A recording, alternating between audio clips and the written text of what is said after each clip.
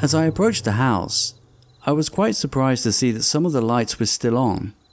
But then again, he most likely left in a hurry and was probably expecting to be back by now. I figured I had at least a good 15 minutes to snoop around the house and get to a phone before he showed up. Fortunately, it had stopped raining, so I chose to scope out the exterior of the house a little longer to find the best point of entry. I decided to sneak around the back of the house since both the garage and the front door were probably locked, and I wanted to see if perhaps there was a more discreet way of getting inside. It was then when I began to wonder why the farm was so deserted. There wasn't a trace of any animals or livestock whatsoever, which was kind of unusual compared to the other farms in the area. As I arrived at the back of the house, I observed a large heavy door that probably led down to the basement. It was definitely the ideal place to hide someone, but judging by the strength of the door and the large padlock securing it, I knew I needed to find another way in. Which is when I noticed a small door just to my right. Even if it were locked, it still didn't seem like the kind of door that would be difficult to break down or unlock from the other side if I found something to break the glass with. As I walked towards the door, I conveniently noticed a flashlight inside a toolbox. My priority at that instant was to find a phone and call the police. I knew there had to be a landline somewhere inside the house because it was used to call the pizzeria, and it wasn't a cell phone number. I cautiously shined the flashlight through the glass section of the door, which slowly revealed an old kitchen that looked like it hadn't been cleaned in months, maybe longer. I could see another door at the end of the kitchen, which I assumed led to the porch or living room. With one gentle push, I realized that the door was unlocked and had been left ajar, causing it to sway open. As I began to contemplate the moral dilemma of breaking into a stranger's house, it was almost too easy at that point. And in the heat of the moment, all I could think of was calling the police and checking the house for anyone that might be trapped inside. I slowly entered the kitchen, trying to make as little noise as possible, which wasn't easy considering how old and creaky the floors were. The kitchen was shrouded in dust, and a foul smell of garbage and rotten meat filled the air. I tried hard not to breathe it in, and as soon as I realized that there was no phone there, I quickly proceeded towards the door at the other end of the kitchen. Which is when I heard a phone ringing. I was relieved but also confused when I realized that the corridor had been completely sealed off with thick wooden panels and that the sound was coming from behind a small door to my left.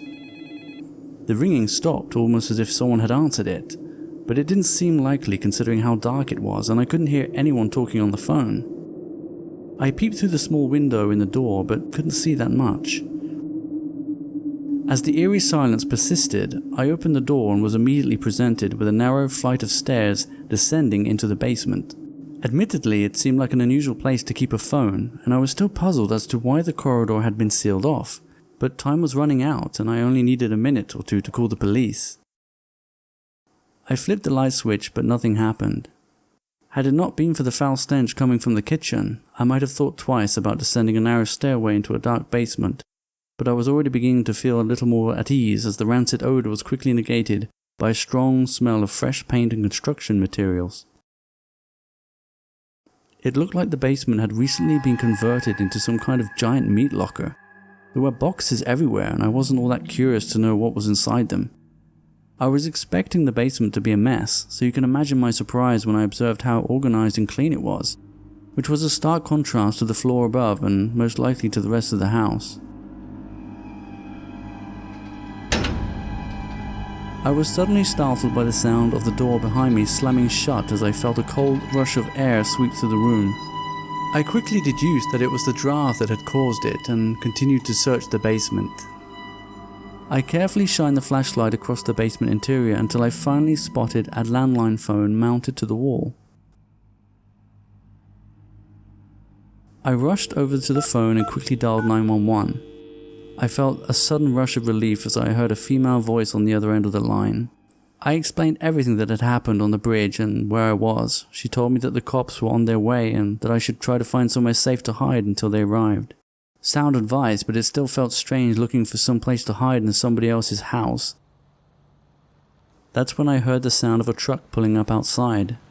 It sounded a lot like the same truck from the bridge, as much as I tried to deny it. So I turned off the flashlight and quickly hid between a bunch of boxes, patiently waiting to see if someone would appear behind the door at the top of the stairs. Then to my horror, a shadow appeared through the window in the door. The strangest part was the fact that even after a minute or so, he was still just standing there, completely motionless as I tried to anticipate what he might do next.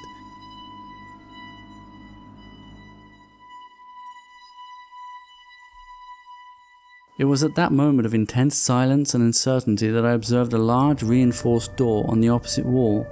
It didn't seem like the type of door that requires a key, but it definitely looked like it was meant to keep something or someone from getting out. As I contemplated what horrifying secrets could be waiting behind that door, I heard the sound of another door slowly creak open, followed by heavy footsteps descending the stairs. I kept my back to the wall, avoiding any sudden movements as the footsteps got closer and louder, eventually reaching the concrete floor. As I acknowledged the large shadow casting on the wall next to me, I was convinced that he would find me, and my only hope was that the police would show up in the nick of time.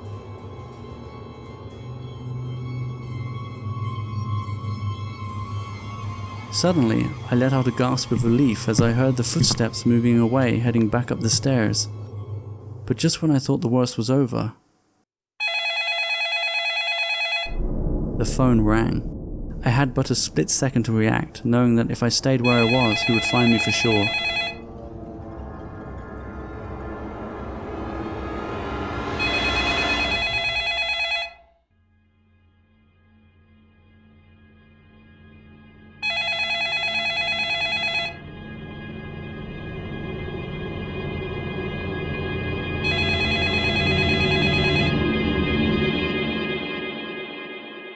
I managed to quickly unlock and open the large door, carefully timing it with the sound of the phone ringing not to give my presence away. As the door closed, however, everything went silent, suggesting that the room was completely soundproof, lit only by the light from the small window in the door. The fact that I couldn't hear anything made it even worse, knowing that the door could swing open at any moment. Trying hard not to succumb to the isolation or the likelihood that I was trapped, I noticed something strangely familiar. A box at my feet. It was the same box from the pizza I had delivered to the house that very night. I got a strong sense that I wasn't alone in that room, so I turned on the flashlight. As my eyes became accustomed to the light, I could see two girls curled up in the opposite corner staring back at me. It looked like they had been there for some time, and I could tell that they were extremely weak and frightened. Suddenly they both looked to the door in fear as it began to swing open. The only thing that went through my mind at that point was that this was the end, for all of us, but that maybe I could surprise him somehow since he probably wasn't expecting me to be there. But just as I was about to make my move, I noticed the expressions on the girls' faces changed suddenly to something I wasn't expecting. I was initially confused, but then ultimately relieved to see a police officer standing at the door.